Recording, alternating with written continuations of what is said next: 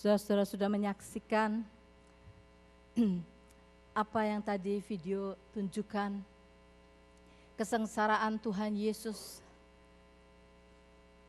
sejak dari Taman Getsemani sampai di atas kayu salib. Saudara, hari ini kita memperingati kesengsaraan Tuhan Yesus. Kita memperingati kematian Tuhan Yesus. Lagu-lagu yang dinyanyikan dan semua menyatakan betapa besar pengorbanan Yesus. Betapa kita ingin bersyukur kepada Dia. Pada saat ini saya ingin membacakan dari Mazmur pasal yang ke-22. Beberapa ayat, ayat 2, ayat 8, 9, 15 sampai dengan yang ke-19. Kalau kita bisa membaca bersama-sama, Mazmur ini ditulis oleh Raja Daud. Dan ditulis 600 tahun sebelum Tuhan Yesus lahir. Di sini dituliskan, Allahku, Allahku, mengapa engkau meninggalkan aku? Aku berseru, tetapi engkau tetap jauh dan tidak menolong aku. Semua yang melihat aku mengolok-olok aku. Mereka mencibirkan bibirnya, menggelengkan kepalanya. Ia menyerah kepada Tuhan, biarlah Dia yang meluputkannya, biarlah Dia yang melepaskannya. Bukankah Dia berkenan kepadanya? Seperti air aku tercurah, dan segala tulangku terlepas dari sendinya. Hatiku menjadi seperti lilin, hancur luluh di dalam dadaku. Kekuatanku kering seperti beling, lidahku melekat pada langit-langit mulutku, dan dalam debu maut kau letakkan aku. Sebab anjing-anjing mengerumuni aku, gerombolan penjahat mengepung aku. Mereka menusuk tangan dan kakiku. Segala tulangku dapat kuhitung. Mereka menonton, mereka memandangi aku. Mereka membagi-bagi pakaianku di antara mereka.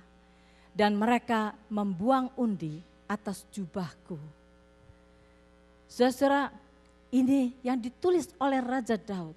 Suatu profesi, nubuat yang dituliskan mengenai apa yang akan terjadi pada diri Yesus.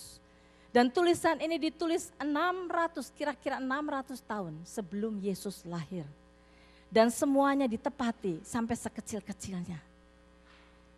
Saudara, kalau kita melihat penderitaan Yesus yang hari ini kita sama-sama renungkan. Saudara, kita melihat salib. Kalau enggak salah di situ ada salib, enggak kelihatan.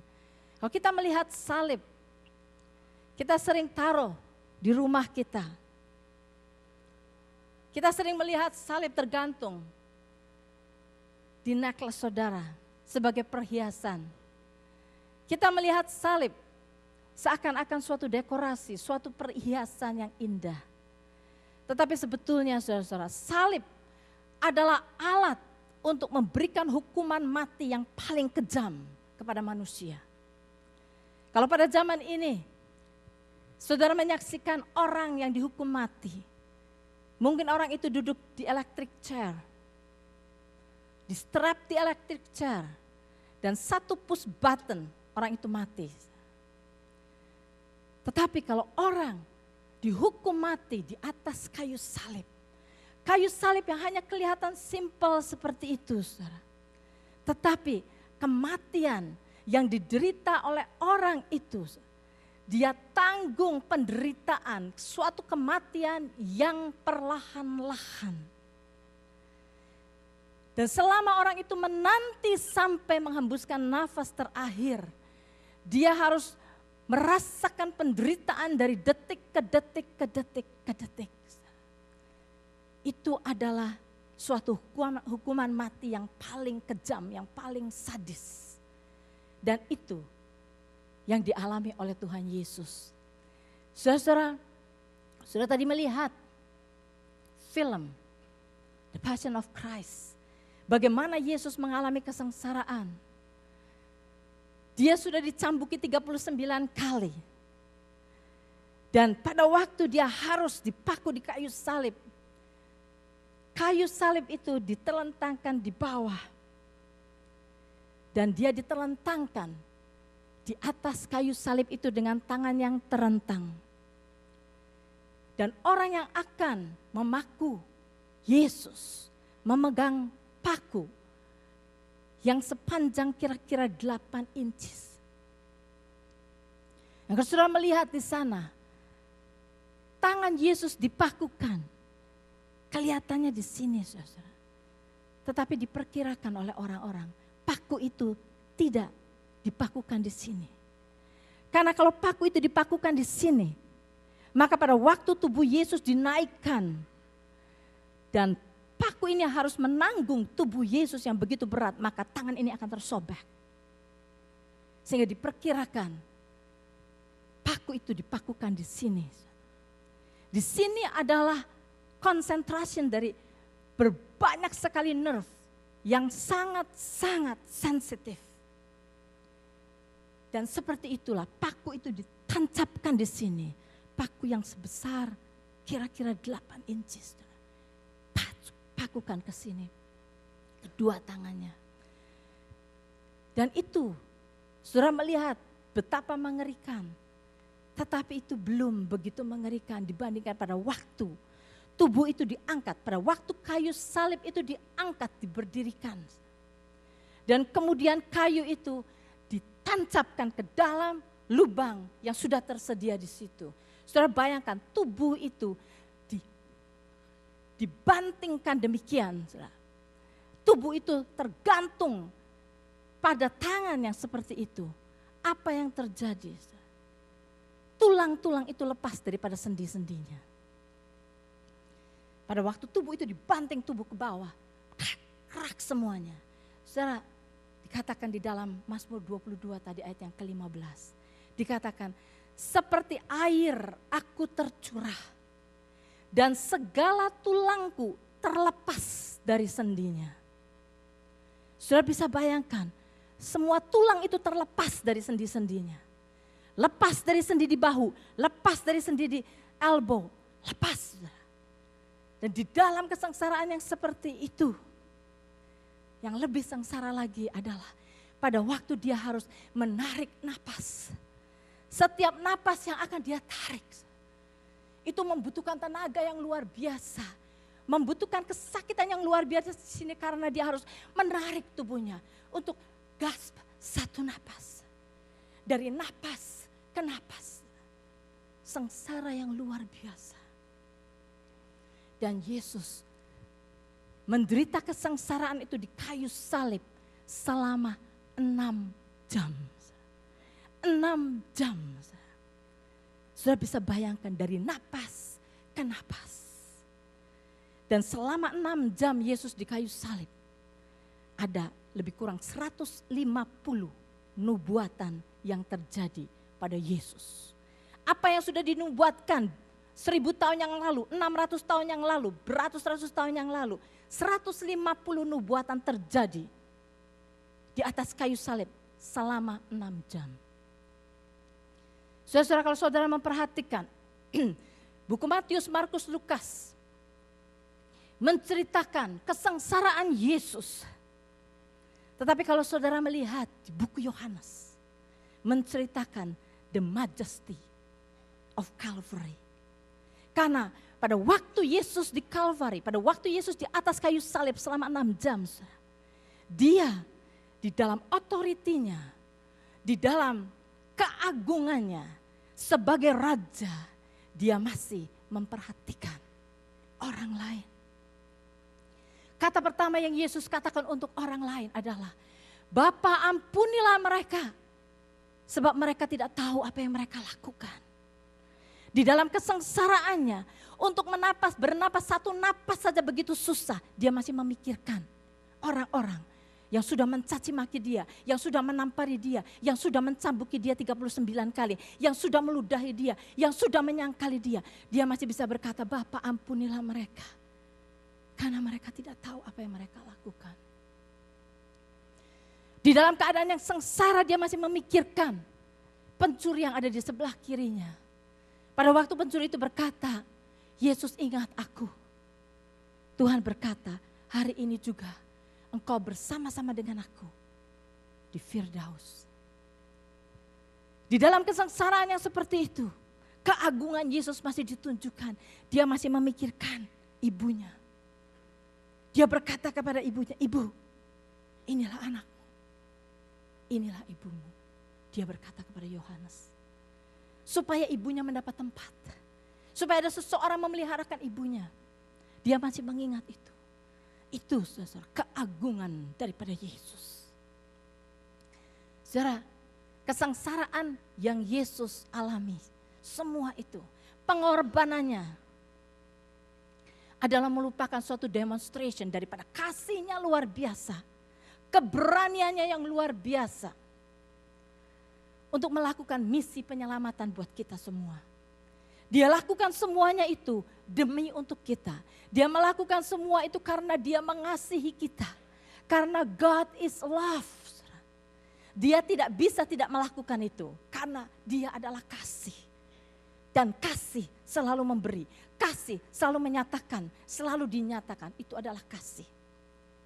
Dan saudara-saudara, pada hari seperti ini, kita harus mengerti bahwa semua kita yang sudah mengakui bahwa Yesus sudah mengambil tempat kita untuk menerima hukuman. Dia sudah disengsarakan untuk kita. Dia sudah turun ke neraka untuk kita. Barang siapa yang percaya dan berkata, Tuhan saya terima pengorbananmu. Saya menerima Engkau Yesus sebagai Tuhan dan Juru Selamat saya. Setiap orang yang mengakui itu, saudara, ada 4 hal yang terjadi pada orang itu. Kita semua yang sudah mengakui Yesus sebagai Tuhan dan Juru Selamat kita. Ada 4 hal yang terjadi. Yang pertama, kita didamaikan dengan Bapa di surga. Sebelum kita menerima Yesus, kita adalah musuh daripada Bapa di surga. Karena dosa inilah yang menjauhkan kita daripada Bapa di surga. Tetapi setelah kita menerima Yesus, kita didamaikan dengan Bapa. Karena pada waktu Yesus dipaku di kayu salib, dia berkata, Allahku, Allahku, mengapa engkau meninggalkan aku? Dia ditinggalkan agar supaya kita bisa bertemu dengan Bapa.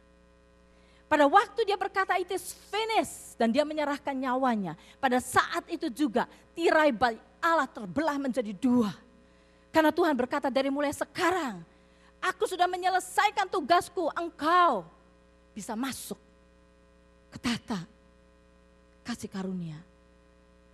Kita bisa sampai kepada Bapa. Kita didamaikan dengan Bapa. Bapa yang adalah sumber segala kebaikan. Sekarang kita bisa sampai kepada Bapa. Dan saudara-saudara, jangan kita hanya mengerti hal ini saja. Tetapi saudara, hidupi ini. Hidupi. Karena kita sekarang bisa datang kepada Bapa itu dikarenakan penderitaan Yesus yang kita tangisi tadi. Tanpa dia menderita, saudara, kita tidak bisa sampai kepada Bapa. Sebab itu kalau kita menghargai penderitaan Yesus, kalau kita menghargai kematian Yesus, saudara, datanglah kepada Bapa sekarang. Pakai kesempatan ini untuk selalu bersekutu dengan Bapa. Karena kalau kita bersekutu dengan Bapa, maka kasihlah yang akan melimpahi kita. Tidak ada lagi kejahatan kalau kita dekat dengan Bapa. Tidak ada lagi kepahitan kalau kita dekat dengan Bapa. Sebab itu dekatlah dengan Bapa. Pakai kesempatan ini. Pakai benefit yang Tuhan sudah berikan kepada kita sehingga kita bisa datang kepada Bapa karena Bapa ingin dekat dengan kita. Yang kedua, yang terjadi pada orang yang menerima Yesus sebagai Tuhan dan Juru Selamatnya, dia dibenarkan. Di-justify, dibenarkan. Tuhan melihat kita menjadi orang benar. Karena Tuhan Yesus yang harus menanggung kesalahan kita, segala dosa kita, sehingga kita menjadi benar. Saudara, saya tidak bisa berbahasa Chinese, saya tidak bisa membaca tulisan Chinese. Tetapi katanya, bagi saudara-saudara yang bisa membaca tulisan Chinese, katanya, the word righteousness, di dalam bahasa Chinese, itu righteousness di dalam Chinese itu adalah kombinasi daripada 2 picture, yaitu on top adalah lamb atau domba, dan di bawah adalah a person, manusia. Apakah benar saudara yang mengerti bahasa Chinese bahwa tulisan Chinese itu righteousness itu di atas adalah lamb atau domba dan di bawahnya adalah manusia, person. Maka saudara, kalau iya seperti itu, ini benar-benar menggambarkan righteousness. Mengapa kita sekarang righteous di hadapan Bapa? Karena ada domba yang sudah tersembelih. Yesus adalah domba Allah yang disembelih, mencucurkan darahnya buat kita. Dan dia menutupi kita sehingga Bapa melihat domba Allah yang sudah berkorban. Dan righteousness, dia melihat kita righteous. Kita melihat kita righteous, dia melihat kita righteous. Ketiga yang kita terima adalah kita ditebus dari semua dosa kita. Kita ditebus dari tangan iblis. Karena sebelum kita menjadi anak Tuhan, kita ada di bawah kuasa iblis. Iblis bisa memanipulasi kita. Apa saja yang iblis mau lakukan kepada kita bisa dia lakukan. Tetapi sekarang kita sudah ditebus dari tangan iblis. Tuhan sudah membayar harganya dengan kematiannya. Dia sudah membayar semuanya itu. Dan dia tebus kita dari tangan iblis. Pertanyaannya mengapa masih banyak orang Kristen yang masih hidup di dalam kejahatan. Masih banyak orang Kristen yang hidup di dalam kepahitan, di dalam kemarahan, di dalam dendam dan sebagainya. Mengapa? Bukan karena iblis mempunyai kuasa atas kita. Tetapi banyak orang Kristen yang hanya mengerti dan mendengar mengenai firman tetapi tidak hidup di dalam firman. Banyak orang Kristen yang masih memberikan dirinya kepada iblis. Masih meladeni apa yang iblis berikan kepada dia. Kalau iblis menyuruh dia marah, dia marah. Iblis menyuruh dia kecewa, dia kecewa. Iblis menyuruh dia dendam, dia masih dendam. Terus menyimpan kesalahan orang, dia masih menyimpan kesalahan orang. Dia masih menurut kepada apa yang iblis katakan. Padahal iblis sudah tidak mempunyai hak di dalam hidup kita. Kita sudah dibeli, kita sudah ditebus dari tangan iblis, sudah ditebus oleh Yesus. Sebab itu jangan tinggal di dalam kedegilan hati kita. Jangan menyimpan kesalahan orang, jangan menyimpan kekecewaan, jangan menyimpan kemarahan, jangan menyimpan sakit hati. Jangan ada kesombongan di dalam diri kita, jangan ada ketakutan lagi di dalam hidup kita. Karena semua itu dari iblis. Kita tolak, datang mendekat kepada Bapa. Maka saudara, itu kita menghargai pengorbanan Yesus.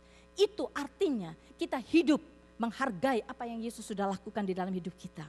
Yang keempat, saudara, yang kita terima adalah kita dibebaskan dari hukuman. Kita dibebaskan dari hukuman. Hukuman yang harusnya kita terima.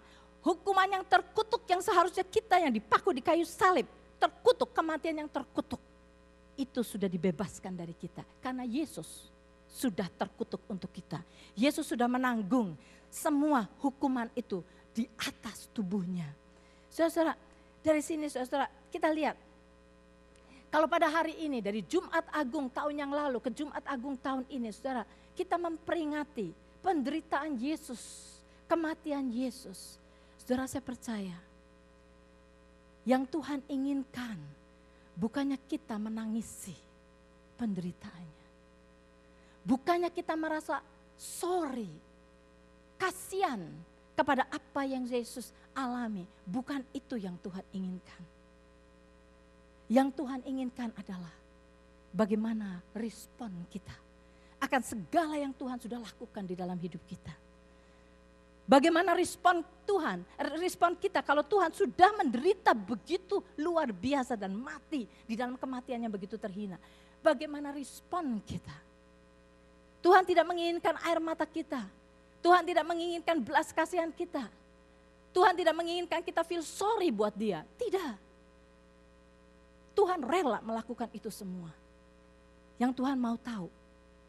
Dan apa respon kita? Apa respon kita? Apakah kita mau memberikan diri kita kepada dia? Apakah kita baru berkata, Tuhan, Engkau sudah membeli aku dari tangan iblis. Dengan harga yang begitu mahal, dengan penderitaan yang luar biasa, dengan hinaan yang Engkau tanggung. Nah sekarang Tuhan, saya mau berikan diri saya kepadamu. Saya mau berikan diri saya kepadamu, saya mau mengikuti Engkau. Karena saya tahu Engkau setia. Saudara, di Amerika, pada waktu yang sudah lama, di sebuah kota yang kecil, terjadi kebakaran. Ada sebuah rumah yang terbakar. Rumah itu 2 tingkat. api merambat begitu cepatnya, terjadi kebakaran itu begitu cepatnya, sehingga bagian bawah daripada rumah itu sudah api semua. Tidak ada orang yang bisa masuk ke dalam rumah itu, tidak ada orang yang bisa keluar dari rumah itu, karena api begitu besarnya. Di dalam rumah itu ada seorang nenek yang mempunyai seorang cucu. Cucunya ada di atas, di upstairs, kira-kira umur 9-10 tahun. Nenek itu ada di bawah, sudah dikelilingi oleh api, tapi dia memikirkan cucunya. Sebab itu dia berusaha untuk naik ke atas untuk menolong cucunya. Cucunya menjerit di atas. Dia naik ke atas tetapi dia tidak bisa melawan api itu. Dan dia dikalahkan oleh api itu, saudara, dia mati, terbakar. Anak itu di atas, gak bisa turun ke bawah. Dia menjerit-jerit dari jendela, dia menjerit ke bawah, tolong, tolong. Orang-orang datang dan mengelilingi rumah itu. Mereka tidak tahu apa yang harus mereka lakukan. Mereka tidak bisa memasuki rumah itu dan anak itu ada di atas. Mereka tidak bisa naik ke atas. Mereka tidak tahu apa yang harus mereka lakukan. Di dalam keadaan seperti itu ada seorang datang ke tempat itu. Dan orang itu melihat, dia kelilingi rumah itu, dia cari jalan, dia kelilingi rumah itu. Dan dia melihat ada sebuah pipa besi. Di belakang rumah itu ada sebuah pipa besi yang menempel di tembok. Dan api menjilat-jilat, tetapi dia naik ke atas, pipa besi itu dia panjati, dia naik ke atas sampai dia masuk ke dalam ruangan dari jendela atas. Dia masuk dan menghilang. Semua orang menanti-nanti menunggu-nunggu apa yang akan terjadi dengan orang itu. Mereka menanti dan menunggu dan tidak berapa lama kemudian mereka melihat bayang-bayang di antara asap-asap. Mereka melihat bayang-bayang, laki-laki itu menggendong anak itu. Dan dia turun dari pipa besi itu, turun ke bawah. Mereka selamat, anak itu selamat, dan orang itu selamat. Dan mereka sibuk mematikan api dan sebagainya sampai semuanya beres. 2-3 hari kemudian, diadakan sebuah meeting, town hall di kota itu. Meeting diadakan untuk memikirkan bagaimana nasib anak ini. Karena anak ini menjadi anak sebatang kara. Dia tidak mempunyai papa, tidak mempunyai mama. Satu-satunya yang dia punyai adalah neneknya dan neneknya mati di dalam kebakaran itu. Dia baru umur 9-10 tahun. Maka di dalam meeting itu semua orang berkumpul di situ. Orang dari kampung itu semua berkumpul. Anak itu duduk di tengah-tengah. Dia tertunduk. Dia sedih sekali dan dia tidak tahu, dia sedih sekali. Gak ada hope di dalam hidupnya. Pada waktu meeting dimulai, ada seorang yang maju berkata, saya kira sayalah orang yang bisa memelihara anak ini. Saya mempunyai farm saya besar. Anak kecil ini bisa di rumah saya bermain-main. Saya bisa memberikan pakaian buat dia, saya bisa memberi makan. Saya orang yang bisa memelihara anak ini. Biarkan saya pelihara anak ini. Waktu dia berhenti berbicara, ada seorang maju yang lain. Dia berkata, saya kira saya orang yang paling tepat untuk membawa anak ini pulang dan saya peliharakan. Saya seorang guru. Saya bisa mendidik anak ini. Saya bisa memberi pelajaran pada anak ini. Saya bisa membawa anak ini menjadi orang yang berguna buat masyarakat. Saya orang yang paling tepat untuk mendidik anak ini, membawa anak ini, mengadopsi anak ini. Begitu orang ini selesai, ada seorang yang lain bangun. Dan dia berkata, saudara-saudara, saudara semua tahu, saya adalah orang yang terkaya di tempat ini. Saya punya bisnis yang besar, saya punya rumah yang besar. Saya punya segala-galanya untuk memelihara anak ini. Anak ini akan terpelihara dengan baik di dalam rumah saya. Sayalah orang yang patut, orang yang berhak menerima anak ini di dalam rumah saya. Karena saya akan peliharakan dengan segala kekayaan yang saya punya. Dia mempunyai pakaian yang baik, saya akan sekolahkan dia, bahkan saya akan masukkan dia ke universitas. Saya akan cukupi segala kebutuhannya. Begitu orang ini berhenti berbicara, dari belakang ada seorang jalan ke depan. Dia sampai di depan.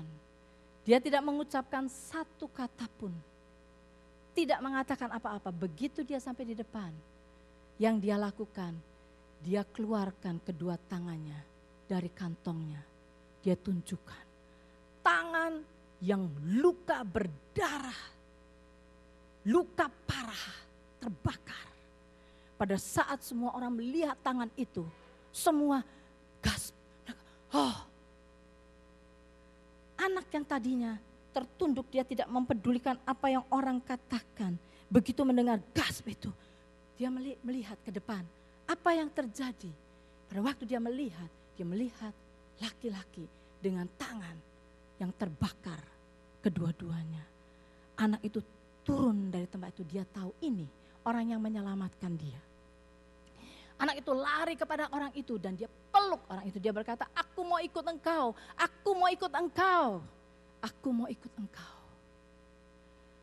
Saudara, anak kecil ini tahu. Tidak peduli berapa kayanya orang, tidak peduli berapa kepunyaan orang. Tetapi ini adalah orang yang berani mempertaruhkan nyawanya untuk dia. Kalau orang ini berani mempertaruhkan nyawanya untuk dia, maka apalagi yang orang ini akan tahan untuk dia. Pasti dia akan memberikan segala-galanya untuk dia. Dia kata, aku mau ikut engkau. Anak ini tidak tahu apakah orang ini punya rumah.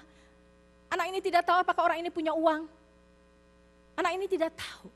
Tetapi dia katakan, aku ingin ikut engkau. Saudara, inilah yang harus kita renungkan hari ini. Tuhan Yesus bukan hanya mempertaruhkan nyawanya. Dia berikan nyawanya. Segala-galanya dia berikan untuk kita.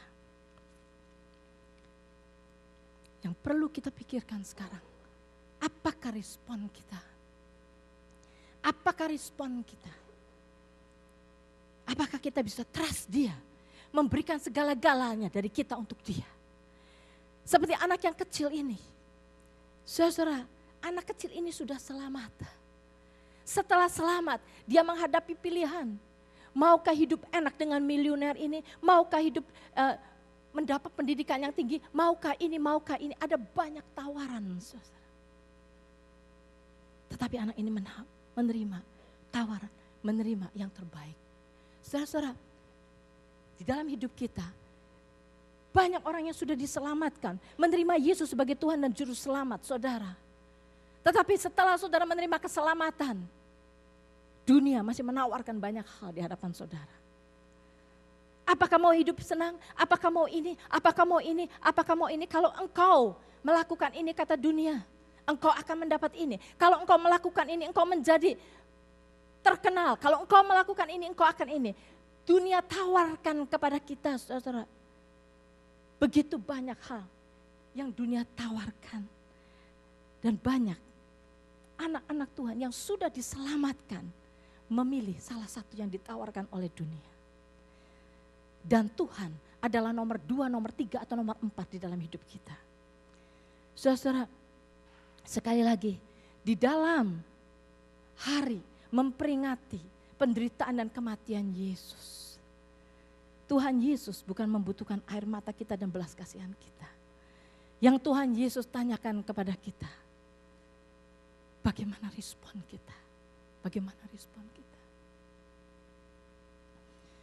Anak ini berkata, aku mau ikut engkau. Aku mau ikut engkau. Saudara, karena dia tahu kalau orang ini mau menyerahkan nyawanya buat dia, pasti dia akan memberikan segala-galanya. Di dalam Roma pasal 8 ayat 32, ini yang dituliskan oleh Rasul Paulus. Ia itu Bapa di surga yang tidak menyayangkan anaknya sendiri, tetapi yang menyerahkannya bagi kita semua. Bagaimanakah mungkin ia tidak mengaruniakan segala sesuatu kepada kita bersama-sama dengan dia? Saudara, kalau kita menyerahkan diri kita kepada Tuhan, masakan Tuhan tidak akan memberikan segala-galanya yang kita butuhkan dan segala-galanya yang terbaik buat kita. Kalau Bapa sudah menyerahkan anaknya buat kita, masakan hal yang terbaik untuk kita Tuhan tidak akan berikan kepada kita. Masakan. Sebab itu, marilah kita meresponi hal yang bisa membahagiakan Tuhan, menyenangkan hati Tuhan, yaitu respon dari kita. Saya mengajak saudara semua untuk bangkit berdiri. Untuk mengadakan waktu untuk merenungkan merenungkan apa yang tadi saudara sudah lihat, apa yang saudara sudah dengar. Mari kita pejamkan mata kita sehingga kita bisa konsentrasi, tidak terganggu oleh kanan dan kiri. Kita hanya bisa melihat kepada Yesus, yang hari ini kita peringati dia terpaku di kayu salib, mati buat kita. Saudara-saudara, pada hari ini, pertama-tama yang saya ingin tanyakan adalah kepada barang siapa ada di dalam ruangan ini, yang belum pernah di dalam hidup saudara menerima Yesus sebagai Tuhan dan Juru Selamat saudara. Dan pada hari ini saudara berkata, saya mau menerima Yesus pada hari ini ke dalam hidup saya. Kalau ada di antara saudara yang mau melakukan itu hari ini, saya hanya minta saudara untuk mengangkat tangan. Saudara tidak perlu ke depan, just angkat tangan saudara. Kalau ada di antara saudara yang belum pernah menerima Yesus sebagai Tuhan dan Juru Selamat saudara, dan saudara mau menerima Yesus pada hari ini, percaya dan mengakui bahwa Yesus adalah Tuhan dan Juru Selamat saudara, yang sudah menanggung dosa-dosa saudara. Kalau ada, silakan angkat tangan saudara. Semua sudah menerima Yesus. Dan yang kedua, yang saya mau katakan kepada semua saudara yang sudah menerima Yesus sebagai Tuhan dan Juru Selamat saudara, apa yang ingin saudara responi kepada apa yang Tuhan Yesus sudah lakukan buat saudara? Sekali lagi, Tuhan Yesus tidak membutuhkan air mata dan belas kasihan saudara. Tuhan ingin mengetahui apakah respon saudara. Saudara-saudara, untuk saya ingin berkata kepada Tuhan, Tuhan Yesus, terima kasih. Terima kasih untuk segala sesuatu yang sudah Engkau lakukan untukku. Saya mau menyerahkan hidupku untuk Engkau, Tuhan. Terimalah saya. Saya ingin memberikan seluruh hidup saya kepadamu sebagai persembahan di hadapanmu. Karena saya tidak mempunyai apa-apa yang dapat saya persembahkan kepadamu yang lebih baik daripada jiwa dan tubuh saya. Saya ingin melayani Engkau seumur hidup saya. Itu yang saya ingin katakan kepada Tuhan. Pada hari ini sebagai respon saya, mengingat penderitaan Yesus. Kalau saudara ingin meresponi hal yang sama, marilah kita nyanyikan lagu ini dengan segenap hati, bukan hanya sekedar menyanyi. Dengan segenap hati keluar dari dasar hati saudara. Betapa hatiku berterima kasih Tuhan. Katakan dengan segenap hati.